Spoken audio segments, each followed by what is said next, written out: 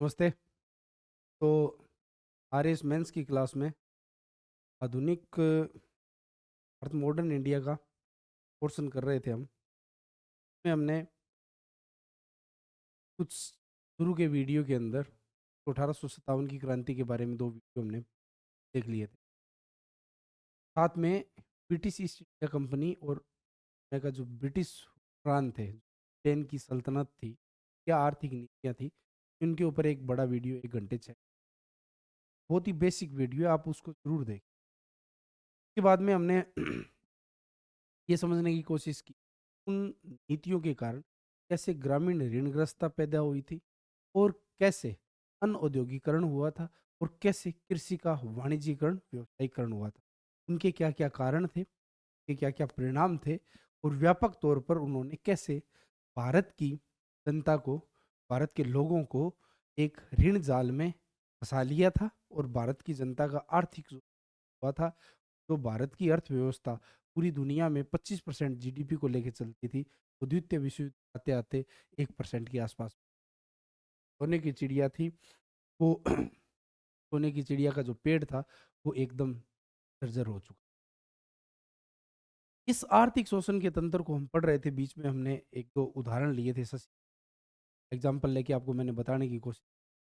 उस वक्त जो एक टर्म मैंने बोली थी, धन की निकासी। जब हम प्रीलिम्स में पढ़ते थे, नरम दल पढ़ते थे, तो उस समय दादा भाई नौरोजी, आरसी दत्त, महादेव गोविंद रानाडे और फिरोज शाह मेहता ऐसे जो लोग थे, उन्हें सबसे पहले ये बताया था कि ब्रिटेन का जो शासन, ब्रिटेन ने अपनी एक उदार छवि, एक सॉफ्ट इमेज प्रस्तुत की थी भारतीय जनमानस कि हम बहुत अच्छे लोग हैं और ये वाइट मैन्स बर्डन है, हमारे गोरे लोगों की ये जिम्मेदारी है कि आप जैसे बर्बर बर्बर असभ्य और जंगली लोगों को हम सभ्यता से रहना तरीके से रहना।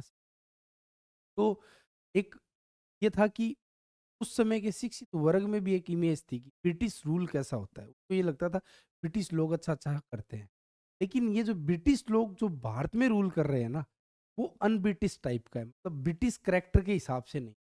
और इसीलिए दादा भाई नौरोजी ने बोला था अनब्रिटिश ब्रिटिश रूल। मतलब उनको ये लगता था ब्रिटिश तो रूल अच्छा होता है, लेकिन भारत में जो ब्रिटिश रूल हो रहा है ना, वो ब्रिटिश कैरेक्टर का नहीं है। एक तरीके से उनके दिमाग में ये छवि थी कि ब्रिटिश लोग अच्छे होते, क्योंकि वो छवि बहुत पहले गढ़ी गई थी दिमाग के अंदर, भारतीय जनमानस के अंदर। और मेघालय ने यही तो कि हमें एक ऐसी जनरेशन तैयार करनी है जो ब्लड से और नस्ल से, रेस से भारतीय हो, लेकिन उनका दिमाग है ना, वो हम यूरोपियन स्टाइल का बना दें। खैर, लेकिन उस जो पढ़ी लिखी नस्ल ने पहली बार ये समझा कि एक्चुअली यूरोप और ब्रिटेन का जो करैक्टर है, वो जो इंटरेस्ट है, वो करैक्टर एक्सप्लॉइटेशन वाला है और जो इंटरेस्ट है उनका वो पूरा इकोनॉमिक इंटरेस्ट है। कैसे इंडियन सोर्सेज़ का यूज़ करके आप यूरोप को और इंग्लैंड को कैसे धनवान उन्होंने जो पॉलिसी चलाई थी, पॉलिसी के बारे में बात किया। सारी पॉलिसीज़ का अंत में निकल के लबो-लुआब और निष्कर्ष ये आता है, सभी नीतियों के तहत भारत को लूटा गया था, भारत का शोषण किया गया था और भारत की जीडीपी का दिनों-दिन एक तरीके से डिक्लाइन हुआ था और यूरोप और ब्रिटेन की जो इकोनॉमी थी, वो एक तरीके से रोलर कोस्टर पे ऊपर बढ़ते ही चली गई। और यूरोप का वो स्वर्णिम दौर था, 18वीं सदी और 19वीं सदी। अगर आप 17वीं सदी के यूरोप की तुलना एशिया से करो, तो यूरोप बहुत पीछे। लेकिन जब 19वीं सदी का अंत आता है और 20वीं सदी के स्टार्टिंग, तो खैर first world war, second world war में यूरोप उलझा रहा, लेकिन 19वीं सदी के अंत तक यूरोप ने पूरी दुनिया से इतने ज़्यादा आर्थिक विकास कर लिया था और पूरी दुनिया के संसाधनों के दम पे किया। उनके पास इतने प्राकृतिक संसाधन नहीं थे, दूसरे देशों के महाद्वीपों के प्राकृतिक संसाधनों की बदौलत उन्होंने किया था। उसमें जो शब्द आता है, जो इजाद बात की थी, शब्द की इजाद की बात का नाम था धन की निकासी। ये धन की निकासी शब्द जैसे बताया कि नरम दल की उस कैसे भारत से धन निकल के दूसरी जगह, अब कैसे यूरोप के लोगों ने, ब्रिटेन के लोगों ने अपनी आर्थिक नीति जस्टिफाई की। मैं बार-बार यूरोप के लोग इसलिए बोल रहा हूँ, लगभग लबो-लुआब सभी यूरोप के देशों ने सभी जगह जब कॉलोनी बनाई तो ऐसी ही आर्थिक नीतियाँ बनाई। ठीक है? हाँ, थोड़ा बहुत फ़र्क हो सकता है, द्वीप के हिसाब से, द्वीप के हिसाब से, देश काल परिस्थिति के हिसाब से, लेकिन बड़ा-बड़ा ये था। तो ब्रिटेन ने जो नीतियाँ बनाई थी, उस नीतियों को वो कैसे न्यायोचित ठहराते थे, कैसे जस्टिफ़ाई करते थे, और हम उनको उनका विश्लेषण करके ये बता रहे हैं कि वो बिल्कुल जस्टिफ़ाई करने लायक नहीं थी, और अमानवीय और शोषक प्रवृत्ति की नीतियाँ थी। तो धन की निकासी की बात करते हैं हम। धन की निकासी को हम समझने की कोशिश करेंगे इस वीडियो के अंदर। पीछे वाले जो 3 वीडियो हैं, इनकी कड़ियाँ जोड़ते हुए समझेंगे कि किस-किस दौर में किस तरीके से धन की निकासी, ठीक है? तो जब हमने पहला वीडियो देखा था, तो मैंने आपको एक उदाहरण दिया था कि रकम भारत की, ठीक है? वस्तु भी भारत की, लेकिन लाभ किसका था? ब्रिटेन का था। ये 18वीं सदी की बात है। क्योंकि हमने बात की थी 1757 से लेकर 1813 का जो दौर था, उस दौर को हमने नाम दिया था मर्केंटिलिज्म का दौर या वाणिज्यवाद का दौर। उस दौर का जो मूल मकसद था वो ये था कि कैसे, किस तरीके से कम लागत पर अधिक से अधिक वस्तुओं को खरीद कर अधिक मुनाफे पर यूरोप या ब्रिटेन में बेचा जाता। नंबर 1 बात। नंबर 2 बात ये था कि ब्रिटेन की प्राथमिकता ये थी कि हमारा निर्यात अधिक से अधिक हो और हमारा आयात कम से कम हो। अब क्या है कि हमें वस्तुएँ भारत से खरीद और ब्रिटेन या यूरोप में बेचनी है। तो हम क्या करेंगे? हम ये करेंगे कि जो वस्तु खरीदें वो वस्तु कम से कम दाम पर खरीदें। तो स्टार्टिंग में क्या था, मैंने आपको ये पूरे अच्छे तरीके से एक्सप्लेन किया था पहले वीडियो में कि दक्षिण अमेरिका और उत्तरी अमेरिका की खान से जो सोना और चांदी जो बुलियन मिलता था, उस बुलियन से भारत की वस्तुएँ खरीद के वो यूरोप में प्रॉफ़िट कमा। फिर दूसरा था कि दास व्यापार से भी उन्होंने कुछ पैसे कमाए थे और उन पैसे को वो कहाँ पे बे उन पैसों से भारत की वस्तुएँ खरीदते थे और यूरोप में मुनाफ़ा कमाते। लेकिन फिर उन्हें ये लगा, ये जो दास व्यापार से हमें प्रॉफ़िट हो रहा है, वो डायरेक्ट ब्रिटेन जाना चाहिए, और दूसरा जो हमें बुलियन मिल रही है उत्तरी अमेरिका, दक्षिण अमेरिका की खान, वो भी डायरेक्ट ब्रिटेन जानी। हम ऐसा तरीका बनाएँ कि भारत से वस्तुएँ फ्री में लें और फिर उसको बेच के प्रॉफ़िट कमाएँ।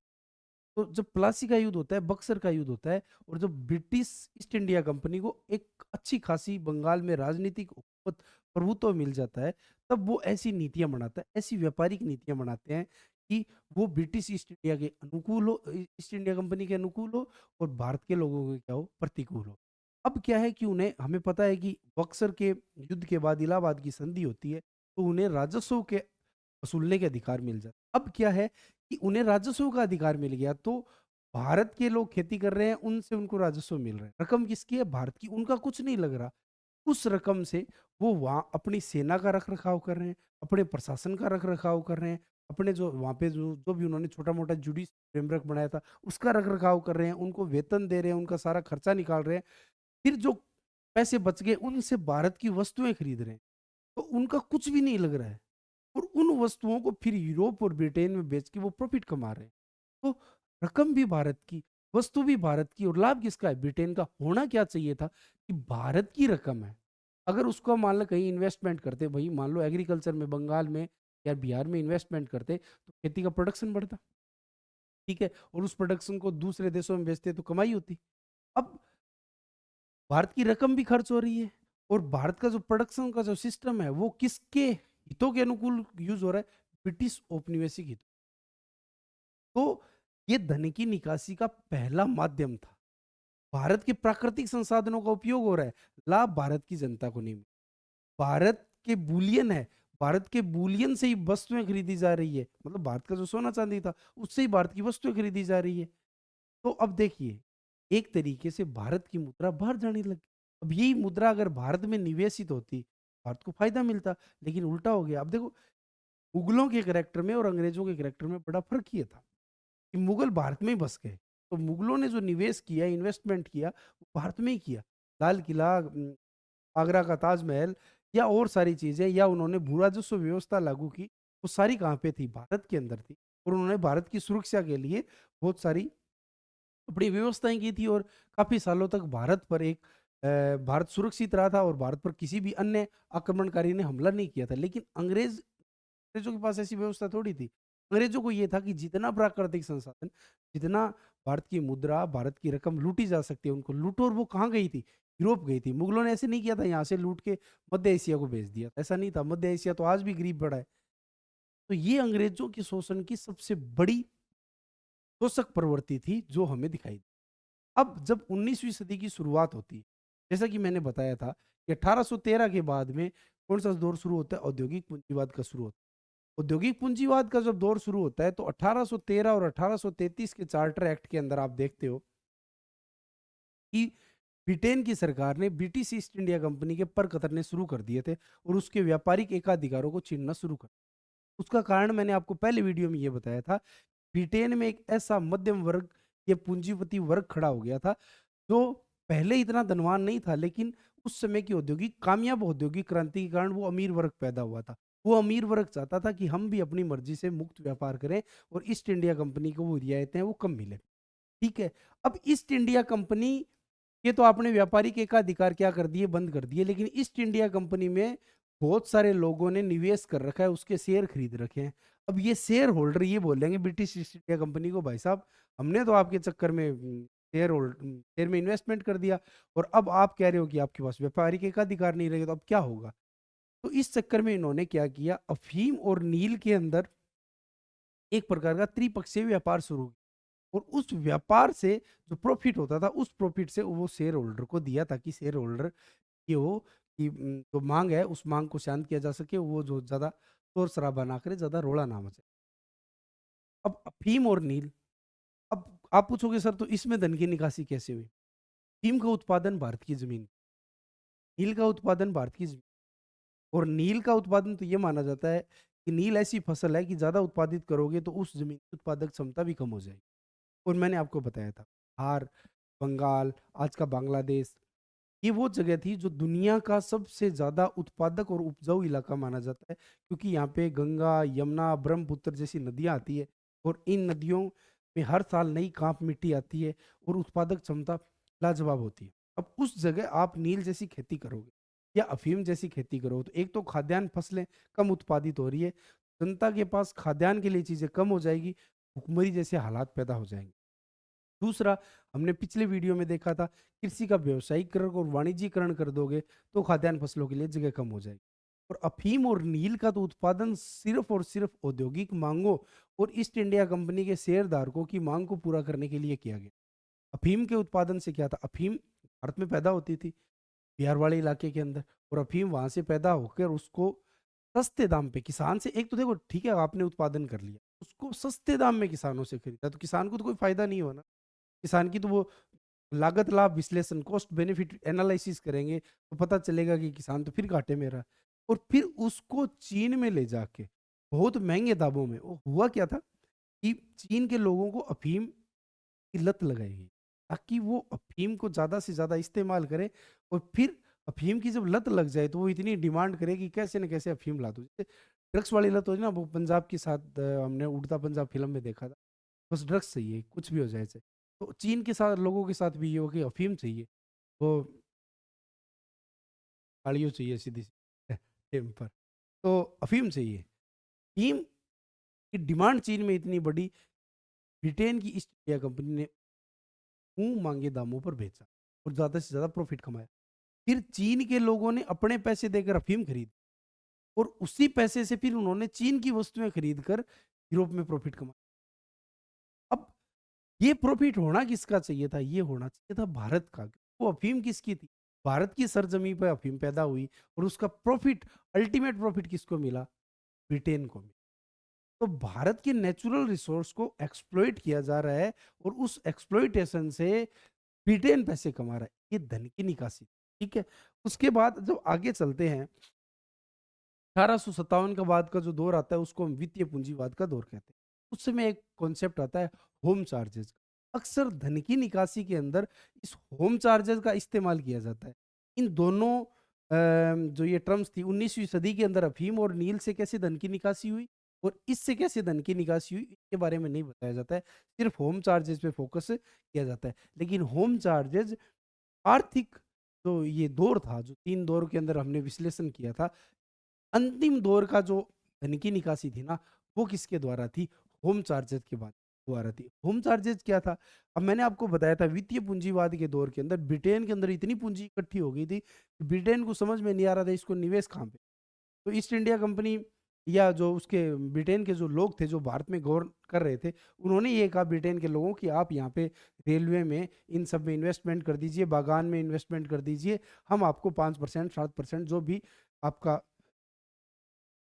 गारंटेड जो रिटर्न होगा हम आपको वो दे देंगे, आप निश्चित रहिए, लेकिन आप प्लीज हमारे यहाँ इन्वेस्टमेंट कीजिए। वो वित्तीय पूंजीवाद का दौर था।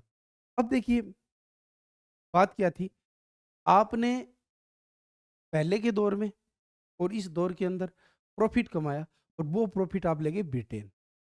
भारत के प्राकृतिक संसाधनों के दोहन को बढ़ाते हुए, शोषण को बढ़ाते हुए आपने प्रॉफिट कमाया और वो प्रॉफिट गया ब्रिटेन में।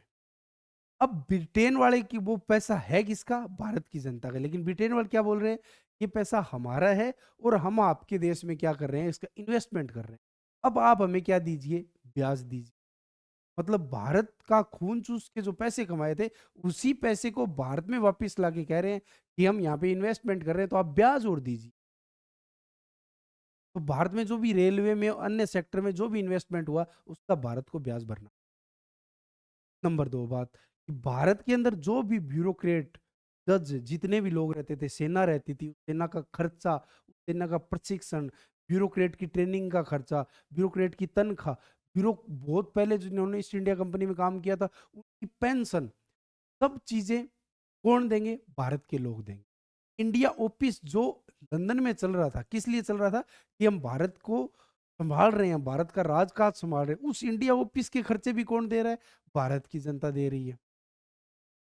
कुल मिला के इस सब को बोला गया होम। और कई बार ये होम चार्जेस इतना ज्यादा हो जाता था, इतना ज्यादा हो जाता था, पैसे से इसकी पूर्ति नहीं होती थी, तो भारत से उत्पादित हुआ खाद्यान्न है ना, वो ब्रिटेन को भेजा जाता कि इस खाद्यान्न के द्वारा आप होम चार्जेस की क्या कर लो? पूर्ति। अब देखो, फिर खाद्यान्न की कमी होगी और फिर खाद्यान्न की कमी होती, फिर भारत में अकाल और भूखमरी की हालत होती। और ये मैं बार बार कह रहा हूँ, 1757 के बाद में जब से ब्रिटेन ईस्ट इंडिया कंपनी ने आर्थिक नीति अपने हाथ में ली, तब से भारत में हर तीसरे साल में, और जब प्रथम विश्व युद्ध, द्वितीय विश्व युद्ध में हुआ, तब तो भारत से इतना ज्यादा खाद्यान्न उत्पादन उत्पादन बाहर निकला था, खाद्यान्न इतना ज्यादा बाहर निर्यात हुआ था कि भारत की जनता के लिए खाद्यान्न की बहुत ज्यादा कमी हो गई थी। और शहरों में तो एकदम सरेआम भूखमरी के हालात उत्पन्न हो चुके थे। और ये प्रथम विश्व युद्ध, द्वितीय विश्व युद्ध जब हम आगे वाले वीडियो में पढ़ेंगे तब मैं आपको बताऊंगा कैसे ये मानव निर्मित अकाल था। और द्वितीय विश्व युद्ध में ये था कि बंगाल की साइड, पूर्वोत्तर भारत की साइड में तो फसलें इसलिए जला दी गई थी कि अगर इस साइड से जापान हमला करे तो उनको खाद्यान्न उपलब्ध नहीं हो। तो वहाँ की जनता मतलब अपने खेत में उगी हुई फसलों को उन्होंने जलते हुए देखा। और हालात द्वितीय विश्व युद्ध में ये हुए थे कि कलकत्ता के अंदर लाखों लोग सड़कों के ऊपर। तो आर्थिक नीतियों का इतना बुरा हाल था, तो होम चार्जेज के नाम पर भारत से खाद्यान्न था वो। तो धन की निकासी के 3 चरण हो गए। पहला जो चरण था वाणिज्यवाद का चरण, उसमें भारत के भू राजस्व से हुई कमाई से भारत की वस्तुएं खरीदी जाती थी और उनको यूरोप और ब्रिटेन में बेच के प्रॉफिट कमाया। तो रकम भारत की होती थी, वस्तु भी भारत की होती थी, लेकिन लाभ ब्रिटेन को। दूसरा जो अपना औद्योगिक पूंजीवाद का दौर था, जिसके अंदर ईस्ट इंडिया कंपनी के व्यापारिक एकाधिकार के पर कतर दिए गए थे, व्यापारिक एकाधिकारों को कम कर दिया गया था या खत्म कर दिया गया था। उस वक्त अफीम और नील जैसी फसलों के उत्पादन से, व्यापार से ईस्ट इंडिया कंपनी के शेयर धारकों को लाभांश दिया गया। ये बात हमने पहले वाले वीडियो में। तीसरा जब दौर आता है 1857 के बाद वित्तीय पूंजीवाद, तब होम चार्जेस के नाम पर भारत के धन की क्या की गई थी? वसूली की गई।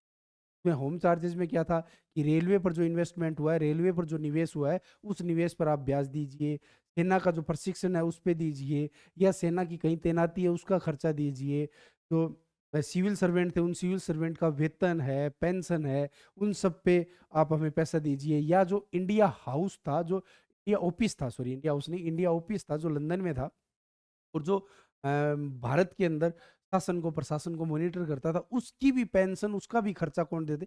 भारत की जनता दे। ये होम चार्जेस, ठीक है। और इसी होम चार्जेस के ऊपर सबसे ज्यादा दादा भाई नौरोजी, आरसी दत्त और इन्होंने लिखा था, ठीक है। हालांकि सबसे पहले इसके बारे में बताने वाले थे राजा राम मोहन राय। और इसीलिए राजा राम मोहन राय का जो एक मॉडल था वो थोड़ा अटपटा सा था। उन्होंने ये बोला था कि धन की निकासी रोकने का सबसे अच्छा तरीका ये है ब्रिटेन के लोग हैं ना वो भारत में बस जाए, जैसे मुगल भारत में बसे थे। तो वो क्या है कि वो भारत का पैसा कम से कम भारत में ही तो रहेगा। वो ठीक है अपनी जगह को अमीर कर लेंगे या अपना अमीर कोई धनाढ्य शहर बसा लेंगे, लेकिन कम से कम भारत का पैसा तो भारत में रहे। लेकिन मेरा बड़ा ये कहना है कि राजा राम मोहन राय ने धन की निकासी के बारे में वो सर्वप्रथम उन गिने चुने लोगों में थे जिन्होंने ब्रिटेन के आर्थिक दुष्चक्र को पहचाना था और भारत की शोषण की प्रवृत्तियों को पहचाना था कि ब्रिटेन कैसे भारत को आर्थिक तौर पर लूट रहा है। ठीक है, उसके बाद दादा भाई नौरोजी, आरसी दत्त, इन्होंने तो और ये भागोविंद रानाडे, इन्होंने तो एकदम खुल खुल के बताया था कि कैसे ब्रिटेन है वो भारत का आर्थिक शोषण कर रहा है। रेलवे पर ब्याज की बात कर ली, सरकारी ऋण, मतलब पहले ये दिखा दिया कि हम भारत की सरकार को चला रहे हैं और फिर भैया भाई साहब हमने आपको लोन दिया है तो लोन पर क्या दीजिए, सेवानिवृत्ति और पेंशन, सैनिक खरीदारी, सैनिक प्रशिक्षण, इन सब पे कुल मिला के बात ये थी कि होम चार्जेस था ये, और होम चार्जेस के माध्यम से भारत से धन क्या होती थी, निकासी।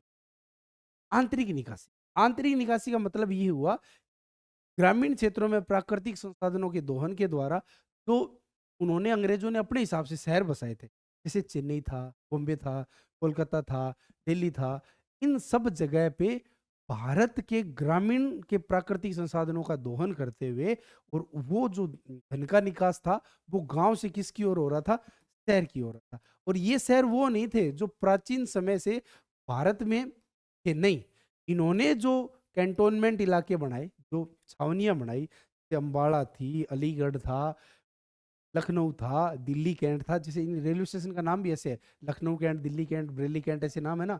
तो जो छावनियाँ इलाके थे, उनमें उन्होंने अपने इन्वेस्टमेंट ज़्यादा किए। तो भारत के प्राकृतिक संसाधन गाँव से किस तरफ आ रहे थे? शहर। कौन से शहर? ऐसे शहर जो राजनीतिक रूप से अंग्रेज़ों के लिए ज़रूरी थे, जो भारत के ऊपर नियंत्रण करने के लिए ज़रूरी थे, जो भारत पर प्रशासनिक दृष्टि से ज़रूरी थे, उन शहरों में निवेश ज़्यादा। तो वो जो निवेश हुआ, वो निवेश क्या आम जनता के काम आया? बिल्कुल नहीं आया। क्या वो विकास आम जनता के काम आया? बिल्कुल नहीं आया। वो विकास सिर्फ़ किसके काम आया? अंग्रेज़ों के आया। और ये बोला जाता है कि जब 1947 में अंग्रेज़ गए थे, तो जो लुटियंस दिल्ली थी, जो दिल्ली का अंदर का जो इलाका है, जिसको लुटियंस दिल्ली बोला जाता है, ये कनॉट प्लेस वाला इलाका, बोला जाता था दुनिया के चंद खूबसूरत 10 शहरों में से। क्यों? क्योंकि वो ही लोग रहते थे, अंग्रेज़ लोग रहते थे और उन्होंने अपने हिसाब से बसा रखा था। भारत के जो के लोगों को तो ब्लैक डॉग बोलते थे। तो उन काले कुत्तों को तो वो अंदर नहीं आने देते थे। वो अपने हिसाब से वहाँ का राज्य और प्रशासन सँभालते थे। तो उन्होंने अच्छे शहर बसाए, लेकिन अच्छे शहर किस लिए बसाए? अपने लिए बसाए, अपने भले के लिए बसाए, और भारत का जो प्राकृतिक संसाधन थे वो गाँव से उन शहरों की तरफ आ रहे थे। 5वां उदाहरण है अवमूल्यन। अवमूल्यन का मतलब थोड़ा-सा ये समझिए कि अर्थशास्त्र का विषय, आप इसको आसान भाषा में समझ सकते हैं। जैसे आजकल अखबारों में आता है भारत के रुपए कमज़ोर हो गया, तेज़ हो गया, ये सब। अब देखिए कि मान लो $1 है और $1 है ₹80 का, और कल को $1 हो जाए ₹90 का, तो भारत की मुद्रा का क्या हो गया? अवमूल्यन हो गया। अब $1 के बदले भारत को कितने रुपए देने पड़ रहे हैं? ₹90। तो वो क्या करते थे कि भारत की मुद्रा का अवमूल्यन कर देते थे, क्योंकि सारी आर्थिक नीतियाँ उनके हाथ में थी। अवमूल्यन होने से क्या होता था कि वो कहते थे, चलो मान लो वो ये कह दिए 1921 में हमने आपको $10 कर्जा दिया, और उस समय $1 मान लो ₹2 के बराबर था। कुल मिला के उन्होंने ₹20 का कर्जा दे दिया। अब भाई साहब 1925 में वो ये बोले, $1 है ना, अब $1 हो गया ₹5 के बराबर। तो अब भारत का मूलधन तो हो गया ₹50 और ब्याज हो गया अलग। तो अब बताओ भारत से धन की निकासी ज़्यादा होगी या कम होगी? ज़्यादा होगी। ये पौंड स्टर्लिंग और रुपए के बीच का जो अनुपात था ना, वो अनुपात तो उनके हाथ में था, वो नीतियाँ उनके हाथ में थी, तो वो अपने हिसाब से अवमूल्यन कर देते थे। और ये हम देखते हैं, जब असहयोग आंदोलन था, भारत छोड़ो आंदोलन था और शून्य अवज्ञा आंदोलन था, तो इस अनुपात के ऊपर गांधी जी ने मांगे भी रखी थी। भाई साहब ये बार-बार अवमूल्यन करके भारत से धन की निकासी ज़्यादा मत करो। इसके साथ-साथ ये था कि ये जो सारी चीज़ें मैंने बताई, ये तो वो था कि जो ब्यूरोक्रेटिक फ्रेमवर्क था, जुडिशियल फ्रेमवर्क था, उन सब में जो लोग थे, उनका वेतन था, पेंशन था, तनख्वाह थी, उनसे पैसे जाते थे रेलवे पर इन्वेस्टमेंट के। चलो रेलवे वाला तो फिर भी मान ले कि भारत में रेलवे का इतना बड़ा इंफ्रास्ट्रक्चर बना था, उस पे इंटरेस्ट चलो बनता है, कोई बात नहीं है। लेकिन तो निजी व्यापारी आते थे। वो जो व्यापारी आते थे, ब्रिटिश व्यापारी, वो जो प्रॉफ़िट कमाते थे, वो प्रॉफ़िट भी तो भारत की वस्तुओं का था ना, भारत की रकम का था ना। तो वो भी कहाँ जा रहा था? ब्रिटेन जा रहा था। और पता है कि ब्रिटेन ईस्ट इंडिया कंपनी में काम करने के लिए ब्रिटेन के लोग अर्जियाँ देते थे, सिफ़ारिशें लगाते थे, रानी तक सिफ़ारिशें लगाते थे। कैसे ईस्ट इंडिया कंपनी में क्लर्क की एक भाई कर्मचारी की भी नौकरी मिली। क्यों? क्योंकि एक बार भारत आ गए ना, इतना रोकड़ा बना के जाएँगे। और यहाँ का ब्रिटिश ईस्ट इंडिया कंपनी का सिपाही कर्मचारी जब भारत को लूट के ब्रिटेन जाता था, तो उसको वहाँ के लोग नवाब कहते। वो इतना पैसा बना लेता, तो आप सोच के देखिए, अगर एक कोई छोटा-सा अधिकारी था और एक बड़ा अधिकारी, मान लो एक कलेक्टर जब इंग्लैंड से ट्रेनिंग लेके भारत आता था, सोच के देखिए वो कितने पैसे, कितने धन-दौलत, कितनी दौलत यहाँ से कमा के ले जाते। कि ब्रिटेन के लोग उनको नवाब बोलते। लोग मरते थे, कैसे न कैसे हमें ईस्ट इंडिया कंपनी का काम मिल जाए। तो उन लोगों का जो व्यापारिक मुनाफ़ा था, वो भी क्या था? की निकासी थी। और जैसे मान लो ब्रिटेन का कोई आदमी भारत में काम कर रहा है और उसने ₹100 की तनख्वाह मिली और भारत में ₹50 उसने खर्च कर दी, अपना घर-बार चलाने के लिए और सब चीज़ें। बचा हुआ ₹50 वो कहाँ भेजेगा? ब्रिटेन भेजेगा। वो भी क्या है?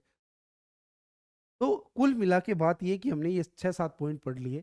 और अक्सर क्या होता है ना, किताबों के अंदर सिर्फ़ चार्जेज़ दी, ये सब चीज़ें नहीं दी हुई।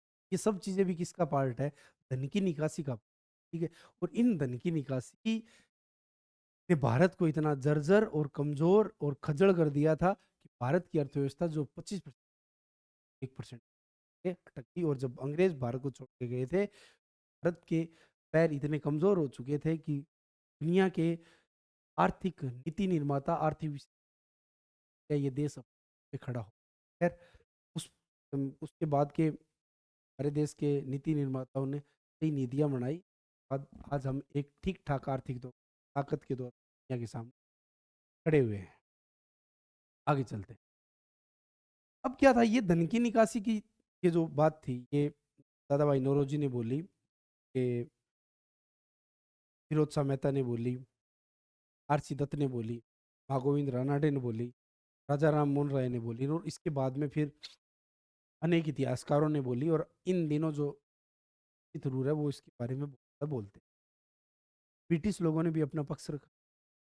ब्रिटिश लोगों ने क्या कहा? ब्रिटिश लोगों ने ये कहा, भाई साहब एक तो हमने 5% रेट पर आपके इंफ्रास्ट्रक्चर को डैम बना के दिया, आपको रेलवे का इंफ्रास्ट्रक्चर दिया, आपको पोस्ट ऑफिस का इंफ्रास्ट्रक्चर दिया, आपको टेलीफ़ोन लाइन का इंफ्रास्ट्रक्चर दिया, आपको तार की लाइन का इंफ्रास्ट्रक्चर दिया। आप ऐसे कैसे कह सकते हो? आपको एक अच्छा ब्यूरोक्रेटिक फ्रेमवर्क बना के दिया, आपको एक जुडिशियल फ्रेमवर्क बना के दिया, आपको पूरे भारत में एक ऑल इंडिया मशीनरी दी, आपको एक ऑल इंडिया यूनिफाइड एक इकोनॉमिक फ्रेमवर्क बना के दिया, आपको एक अखिल भारतीय अर्थव्यवस्था बना के दी हमने। आप ऐसे कैसे कह सकते हो कि हमने आप पिछले वीडियो में हमने बात की थी कि उन्होंने दावा किया था कि हमने आपको एक टिकाऊ सरकार दी। अब भारत को कोई खतरा नहीं था कि दूसरी दुनिया से कौन हमला करेगा, कौन नहीं करेगा। आंतरिक अशांति पे हमने लगाम लगाया और शांति व्यवस्था कायम की, कानून व्यवस्था कायम की, टिकाऊ सरकार दी। आपकी अवसंरचना विकसित, इंफ्रास्ट्रक्चर दिया, आर्थिक गति प्रदान की। और वो आंकड़े भी पेश करते हैं इसके पक्ष में, ये कि हमने भारत को ग्रोथ रेट 2% से 3% दी थी और दुनिया की ग्रोथ रेट उस समय इतनी थी और भारत ने भी उस समय इतना ही आर्थिक विकास किया था, इससे ज़्यादा भारत क्या कर सकता। और अखिल भारतीय अर्थव्यवस्था का हमने क्या किया? निर्माण किया। लेकिन देखो, ये सारी बातें अपनी जगह क्या पता एकदम सही हो सकती और कई लोग मानते भी हैं। एक बार क्या हुआ था कि आईएएस के इंटरव्यू में किसी आदमी ने बंदे ने जाके ये बोल दिया, ब्रिटेन के लोगों ने ये लूटा। तो वहाँ पे पैनल में बैठे हुए एक आदमी ने ये कह दिया कि यार देखो, रेल बनाई थी उन्होंने, ये बनाया था, वो बनाया था, कुछ तो विकास किया होगा। तो बंदा नर्वस हो गया, उसने बोला हाँ, सर ऐसे तो कुछ भी। देखो, नर्वस नहीं होना है, उन्होंने कोई विकास नहीं किया। उन्होंने जितना भी सिस्टम बनाया ना, वो सिस्टम सिर्फ भारत की लूट के लिए था। इवन ये वायसराय गवर्नर थे। आप ये कहोगे कि विलियम बेंटिंक बहुत अच्छा, अब वो जो के बाद कौन आया? रिपन, रिपन बहुत अच्छा था कि रिपन तो जब भारत से चला गया था तो लोग शिमला से चले थे और मुंबई उसको पैदल छोड़ने तक आए थे। उसका मतलब इतना वो इतना फेमस आदमी था। लेकिन वो क्या था, एक टेक्निक थी। एक आदमी आके आपकी मार कुटाई कर देगा और एक आदमी पुचकार के रख देगा। अपन जैसे बैटिंग जैसे लोग थे, वो पुचकारने वाले लोग थे। अब आप ये देखिए, बैटिंग के समय सबसे ज़्यादा रियासतों का अंदर विलय किया था ब्रिटिश ईस्ट इंडिया कंपनी ने अपने अंदर। तो वो पुचकारने वाले वाइसराय थे। सबका अल्टीमेट जो गोल था ना, जो अंतिम मकसद था, वो भारत की आर्थिक लूट। खैर चलो, मान लिया उन्होंने सारा इन्वेस्टमेंट किया, इंफ्रास्ट्रक्चर दिया, भारत को टिकाऊ सरकार दी, जुडिशियल फ्रेमवर्क दिया, ब्यूरोक्रेटिक फ्रेमवर्क दिया, सब दिया। लेकिन जेंटलमैन, सब में जो पैसे लगाए थे, क्या ब्रिटेन ने अपनी जेब से पैसे लगाए थे? क्या यूरोप ने अपनी जेब से पैसे लगाए थे? क्या वो पैसे ब्रिटेन से आते थे? बिल्कुल नहीं आते थे। वो पूंजी तो थी किसकी? भारत की थी। भारत की थी। और ये सारी पूंजी भारत में इसलिए लगाई गई थी, इस ढांचे के सारे, इस औपनिवेशिक ढांचे के सारे हम भारत में आर्थिक लूट को सुनिश्चित कर सकें। तो भारत के पैसे से विकास तो हुआ, ब्रिटेन और यूरोप का हुआ। और भारत में किसका विकास हुआ था? भारत में सिर्फ पिछड़ेपन का विकास। Development of undevelopment. भारत में किसका विकास हुआ? सिर्फ पिछड़ेपन का विकास। तो ये है धन की, तो हमने अच्छे तरीके से समझ लिया है।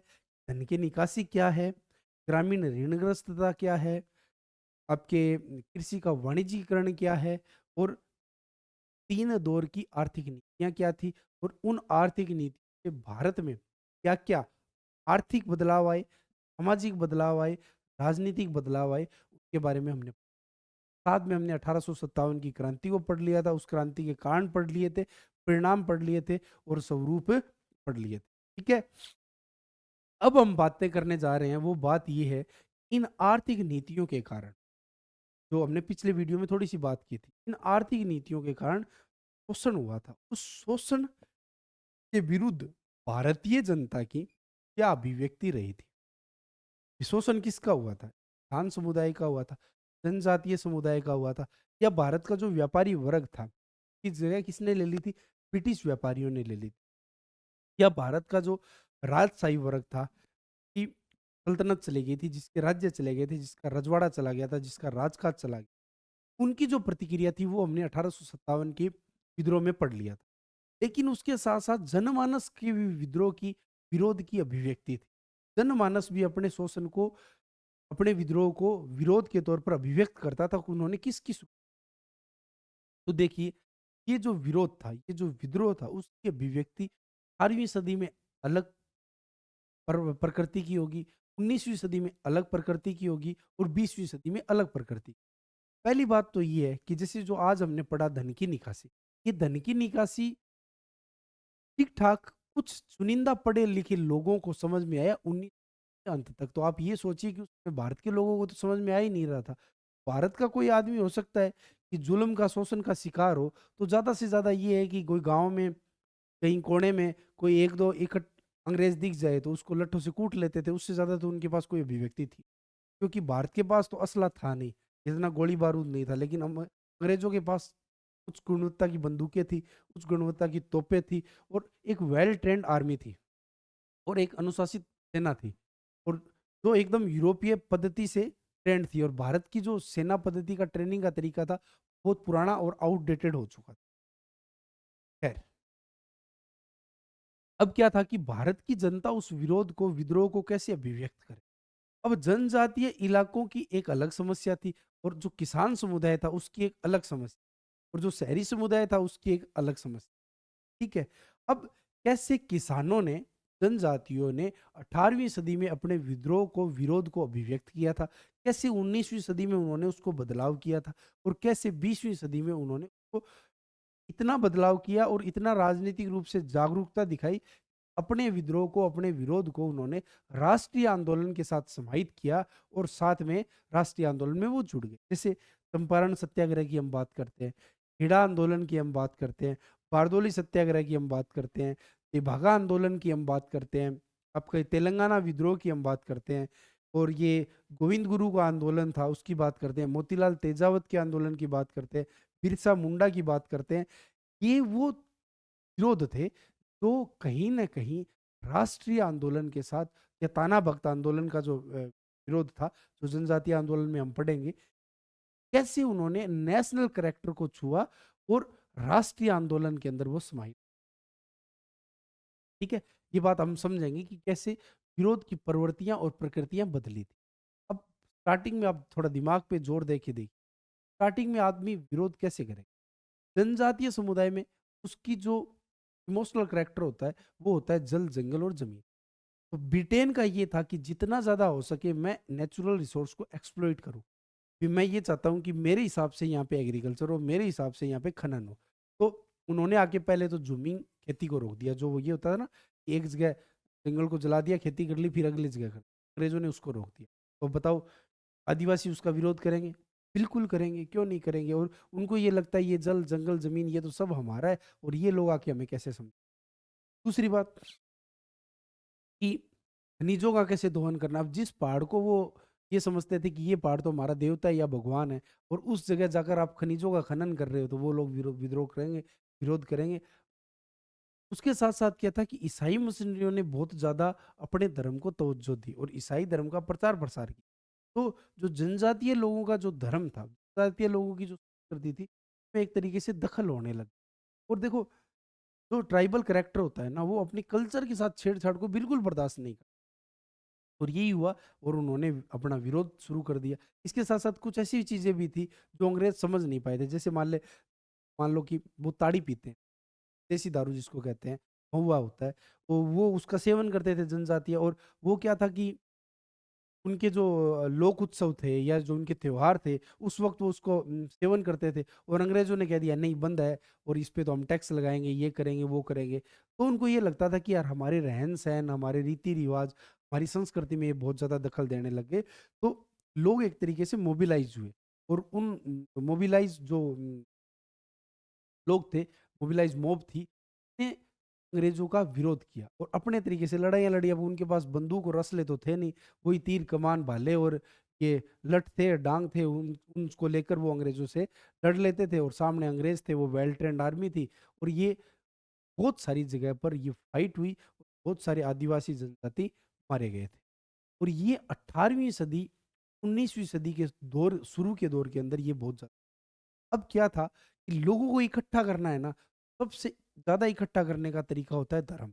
तो जनजातीय तबकों ने अपनी धर्म, अपनी संस्कृति के नाम पर लोगों को इकट्ठा किया। तो जो शुरुआत का विरोध प्रदर्शन था, उसके अंदर ब्रिटेन की जो औपनिवेशिक नीतियाँ थी, ये इकोनॉमिक करैक्टर को उन्होंने नहीं समझा था। उन्होंने ये कि हाँ, ये हमारे कल्चरल मामलों में दखल कर रहे हैं इसलिए हम इनका विरोध करेंगे। तो जो एक तरीके से धार्मिक तत्व थे ना उस विरोध के अंदर वो प्रबल थे, इकोनॉमिक एलिमेंट इतने प्रबल नहीं थे। धार्मिक तत्व ज़्यादा प्रबल थे क्योंकि धार्मिक तत्व प्रबल थे क्योंकि धार्मिक तौर पर धार्मिक नारों पे ही तो जनता को ज़्यादा इकट्ठा किया जा सकता है ना, इसीलिए उसमें धार्मिक तत्व क्या थे ज़्यादा। और शुरुआत में उन्होंने ये समझा ही नहीं अंग्रेज कितने ताकतवर है, इनके पास कितनी अच्छी बंदूकें हैं, कितनी अच्छी तरीके से प्रशिक्षित सेना है, कितनी अच्छी अनुशासित सेना है। तो वो क्या सोचते थे कि लठ लेके जाएँगे और लड़ लेंगे। तो शुरुआत में हिंसा भी ज़्यादा हुई, धार्मिक प्रवृत्ति भी ज़्यादा देखने को मिली। लेकिन जब 1857 की क्रांति होती है और जब पता लगता है, मैंने आपको बताया था कि 1857 की क्रांति का दमन अंग्रेज़ों ने कितने क्रूर तरीके से किया था और भारतीय जनमानस में ये बात बैठ गई थी कि अंग्रेज बहुत ज़्यादा ताकतवर है, अगर थोड़ा-सा भी विद्रोह किया तो ये इतना कत्लेआम कत्लो-गारत मचाएँगे कि एक पीढ़ी की पीढ़ी खत्म कर देंगे और दिल्ली में उन्होंने वो किया था। तो एक तरीके से उनको ये समझ में आ गया भारत की जनता को कि अंग्रेज़ों के साथ हम बल के दम पर नहीं लड़ सकते। तो धीरे-धीरे फ्रीडम मूवमेंट क्या होता है, चेंज होता है।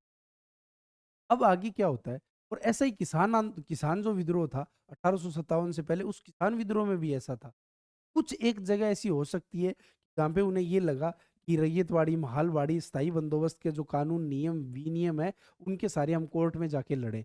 वो भी तब जब उन्हें कोई अच्छा वकील या अच्छा सलाहकार मिल गया हो, जिसको ये लगता है कि हमें किसानों की मदद करनी चाहिए। बाकी तो जो जितने ज़मींदार थे, जो वेल एजुकेटेड लोग थे उस समय के, वो तो सब अंग्रेज़ों के पक्ष करने वाले लोग थे। उन्हें भारतीय किसानों से, जातियों से क्या मतलब?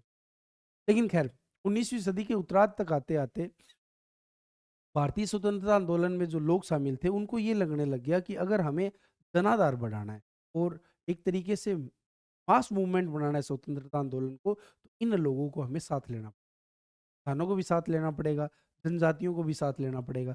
और 1910 के बाद में ये चीज़ें हमारे सामने बहुत ज़्यादा खुल के आती। कैसे जगह-जगह किसान सभा बनी, जगह-जगह किसान नेता पैदा हुए और इन किसान नेताओं ने कैसे राष्ट्रीय आंदोलन का साथ लिया और राष्ट्रीय आंदोलन के नेताओं ने कैसे इन किसान सभाओं को, किसान नेताओं को अपने साथ लेकर एक मास मूवमेंट बनाने की कोशिश की। कैसे जनजातियों के आंदोलन को, जैसे ताना भगत का आंदोलन है, ताना भगत के आंदोलन के अंदर जब नेशनल मूवमेंट के कैरेक्टर शामिल हुए, तो अब ताना भगत जहाँ पे हुआ था आंदोलन, वहाँ के आदिवासी अभी भी तिरंगे झंडे को, जब अपना कोई भी उनका त्योहार होता है तो तिरंगे झंडे को लहरा के और उसके सामने अपना धार्मिक प्रोग्राम करते हैं, क्योंकि उनका एक इमोशनल कैरेक्टर उस झंडे के साथ जुड़ गया। क्योंकि ताना भगत आंदोलन में उन्होंने अंग्रेजों के खिलाफ लड़ाई लड़ी थी और उसमें राष्ट्रीय आंदोलन के जो उस समय की प्रवृत्तियां थी उसको उन्होंने अपने साथ शामिल किया था। अब होता क्या है कि ऐसी चीजों से लड़ाई चल रही है आदिवासियों की, लेकिन वो राष्ट्रीय आंदोलन के साथ समाहित हो गई। तो अंग्रेजों को ये लगता था कि अब ये जो विरोध प्रदर्शन है ना, ये दिनों-दिन क्या होता जा रहा है, बड़ा होता जा रहा है और बहुत सारे लोग इससे क्या होते जा रहे हैं, जुड़ते जा बहुत सारे लोग इससे क्या होते जा रहे हैं, जुड़ते जा रहे हैं। ठीक है? तो मैं ये बताने की कोशिश कर रहा हूँ कि जो किसान और जनजातीय आंदोलन था 18वीं सदी के अंदर, 19वीं सदी के अंदर, वो पहले क्षेत्रीय प्रवृत्ति का में हिंसात्मक तत्व ज़्यादा थे, उसमें धार्मिक प्रवृत्ति ज़्यादा थी। उन लोगों को इतनी समझ नहीं थी कि ब्रिटिश औपनिवेशिक हित कैसे हैं, ब्रिटिश लोगों की ताकत कैसी है, उसके बारे में उन्हें अंदाज़ा नहीं था। लेकिन धीरे-धीरे उन्हें अंदाज़ा हुआ, तो वो अपने साथ-साथ क्षेत्रीय तत्वों के साथ, रीजनल एलिमेंट के साथ-साथ राष्ट्रीय तत्वों को उन्होंने समाहित किया। राष्ट्रीय आंदोलन से वो समाहित हुए, एसिमिलेट हुए, उसके साथ जुड़े और उस धीरे-धीरे धार्मिक तत्वों की प्रधानता कम होती गई और जो आर्थिक तत्व थे वो उभर कर आने लग गए और उन्होंने संवैधानिक तरीके से, वैधानिक तरीके से अपनी लड़ाइयाँ लड़ी। अंग्रेज़ों की जो नियम कानून कायदे बनाए हुए थे, उनका सहारा लेकर न्यायपालिका या प्रशासन में अपनी लड़ाइयाँ लड़ी थी। ठीक है? तो इस तरीके से उन्होंने एक मास मूवमेंट बनाने की कोशिश। और 1930 के बाद में तो हम देखते हैं कि जो श्रमिक आंदोलन था, वो भी राष्ट्रीय आंदोलन में काफ़ी तरीके से जुड़ गया था और 1931 के कराची अधिवेशन के अंदर कांग्रेस ने खुद मूल अधिकारों की बात की थी और 1936 के 37, 38, 39 इन 4 सालों के अंदर कांग्रेस का करैक्टर था, वो बिल्कुल बदल गया और कांग्रेस ने पूरा ध्यान किसान, जनजाति और श्रमिक आंदोलन पर दे दिया था। किस लिए? किसान भी हमारे साथ जुड़ गए, जनजाति भी हमारे साथ जुड़ गई और श्रमिक भी हमारे साथ जुड़ जाएँगे, तो क्या होगा कि बहुत बड़ा मास मूवमेंट बन जाएगा और फिर अंग्रेज़ों को ये लगेगा अब तो पूरा देश है, वो बगावत के मूड में आ गया है और हमें इस देश को छोड़ के जाना पड़ेगा। खैर, जब हम राष्ट्रीय आंदोलन पढ़ेंगे तब मैं आपको ये चीज़ समझाने, लेकिन इस वीडियो में मैं आपको ये बता रहा हूँ कैसे किसान आंदोलन और जनजातीय आंदोलन की प्रवृत्ति प्रकृति बदली थी और उसके अंदर क्या-क्या तत्वों की प्रधानता रही थी, क्या-क्या तत्वों की प्रधानता नहीं रही थी। ये अगले वीडियो के अंदर हम समझने की कोशिश करेंगे। मैं आपको बताऊँगा कि किसान और जनजातीय आंदोलन कैसे।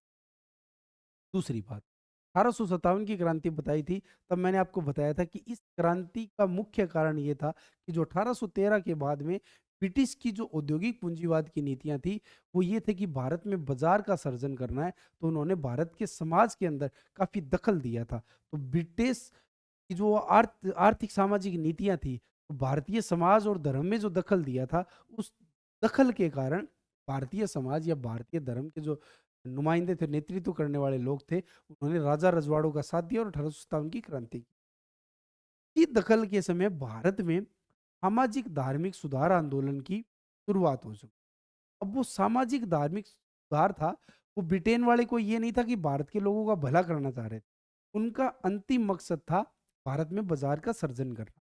लेकिन उसके कारण सब प्रोडक्ट के रूप में, उत्पाद के तौर पर भारत में सामाजिक धार्मिक सुधार, रिलीजियस जो रिफॉर्मेशन थे, वो स्टार्ट हो गए थे और वो स्टार्टिंग कैसे धीरे धीरे आगे बढ़ती गई ईश्वर चंद्र विद्यासागर होते हुए शारदा एक्ट तक, हम उसको समझने की कोशिश करेंगे।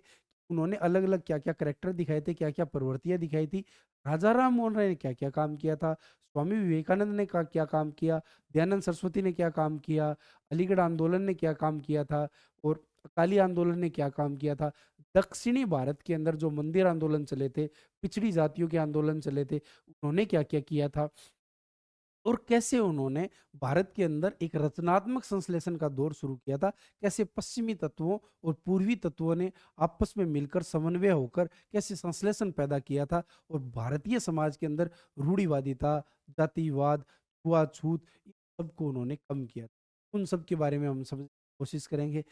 मैं ये बात इसलिए बता रहा हूँ कि ये जो चीजें हुई थी ना, ये पीछे का जो हित था वो ब्रिटिश बेसिक हित ही, ब्रिटेन की पॉलिसी ही इसके पीछे ज़िम्मेदार थी। इसीलिए जो मैंने पहला वीडियो बनाया था, मैं आपको समझाया था, जो दूसरे दौर की नीतियाँ थी 1813 से 1857, जो नीतियाँ थी, औद्योगिक पूंजीवाद की नीतियाँ थी, उन नीतियों ने कैसे भारतीय समाज की एक तरीके से जड़ों को हिला दिया था और भारतीय समाज में परिवर्तन की प्रकृति और प्रवृत्ति है ना, वो विकसित शुरू हो गई। तो हम भारतीय सामाजिक धार्मिक सुधार आंदोलन को पढ़ेंगे आने वाली वीडियो के अंदर और साथ में हम पढ़ेंगे किसान और जनजातीय आंदोलन। जब ये दोनों वीडियो हम कर लेंगे, उसके बाद का तो वो 1885 के बाद का दौर है, वो लगभग सबको पता होता है और वो सबको याद भी होता है और सब उसमें कुछ ना कुछ आंसर भी लिख देते हैं। लेकिन ये सब चीज़ें होती हैं, इनके बारे में कम पता होता है, इनके बारे में हो सकता है लफ़्फ़ेबाज़ी मिल जाए, लेकिन अच्छे टेक्निकल वर्ड नहीं मिलते, जो एक तरीके से बोलें, इतिहास की भी एक अपनी साइंटिफिक टर्म होती है, एक वैज्ञानिक शब्दावली होती है। उस शब्दावली का इस्तेमाल करके कैसे एक शानदार आंसर को लिखा जा सकता है। तो इसीलिए ये स्टार्टिंग के वीडियो मैंने बनाए। तो ये 1857 की क्रांति की वीडियो है, ये आर्थिक विश्लेषण की वीडियो है, इनको आप ढंग से देख लेना और उसके बाद में मैं आपको बताऊँगा किसान जनजातीय आंदोलन के बारे में और एक बताएँगे सामाजिक धारा। ठीक है? आप सबका शुक्रिया।